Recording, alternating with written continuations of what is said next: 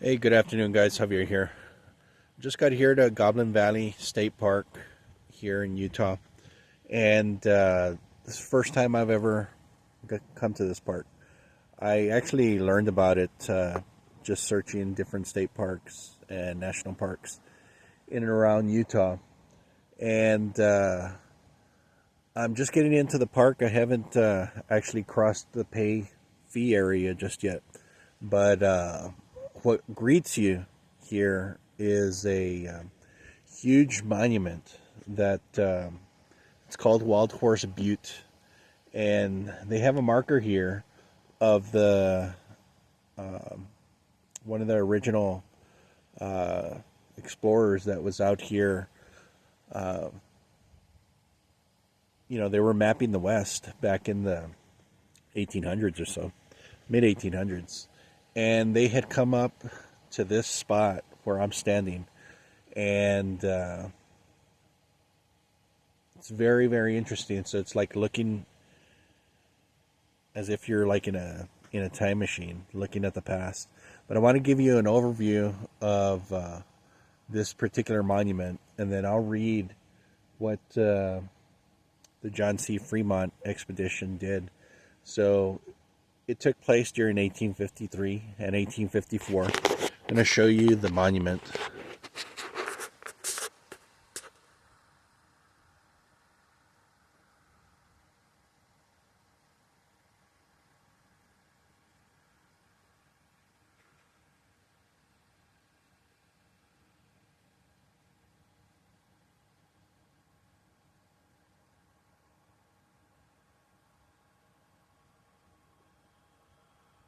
And I'll pan right again.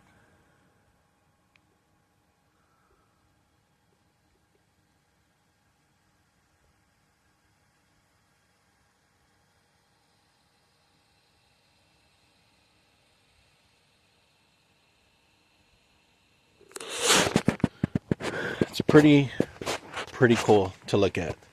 But just want to read you a little bit about what it says here. They have a little sign here, a little plaque dedicated to John Fremont. And like I mentioned, this expedition took place in 1853 and 54. At this location in January of 1854, the great pathfinder of the American West, John C. Fremont, and 21 other men found themselves in the middle of winter. The explorers were part of Fremont's last expedition of the American West, having left Westport, Missouri in September of 1853. The group was privately funded to find a practical route for the Transcontinental Railroad along the 38th parallel. In Fremont's words, his final expedition was to fulfill a natural desire to do something in the finishing up a great work in which I had been so long engaged. Fremont had planned to use his work of surveying the magnificent West to publish a best-selling book. As part of his final expedition, Fremont included Solomon Nunez Carvalho, a Sephardic Jew born in Charleston, South Carolina. Carvalho was a talented painter and de Guerrero typist. Carvalho was a pioneer of travel photography and was tasked to record the expedition using the Guerrero type pictures of an unknown country.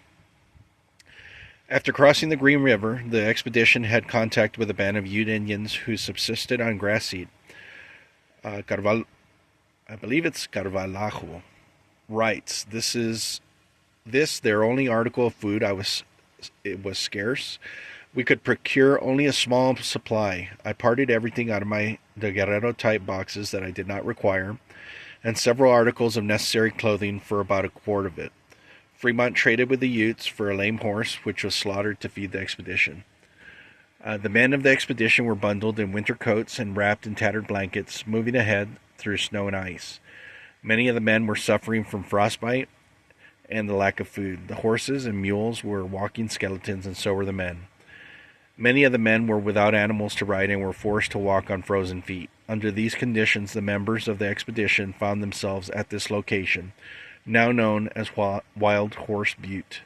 Despite the cold snow and freezing temperatures, Carvalho took a daguerreotype picture of this geological feature. The expedition then traveled into Cathedral Valley onto Thousand Lake Mountain. A few days later, one member, Oliver Fuller, died of exposure. On this experience, Carvalho wrote, "I succeeded beyond my utmost expectations on the summits of the highest peaks of the Rocky Mountains, often standing to my waist in snow, buffing, coating, and mercurializing plates in the open air." So it's just really, really interesting getting to hear about what they went through to come across during the 1800s to come out west. Very, very interesting. And I'm just going to take another little quick view, not just of the butte right here, but just kind of where I'm parked at.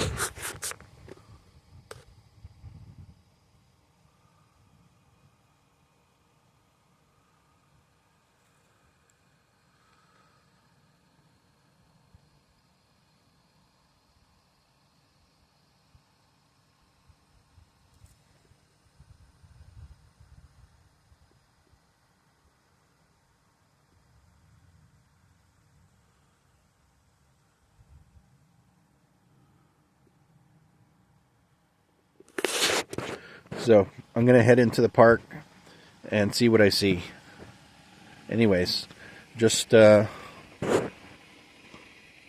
to tell you all peace. God bless. Hope you all are having a great day today.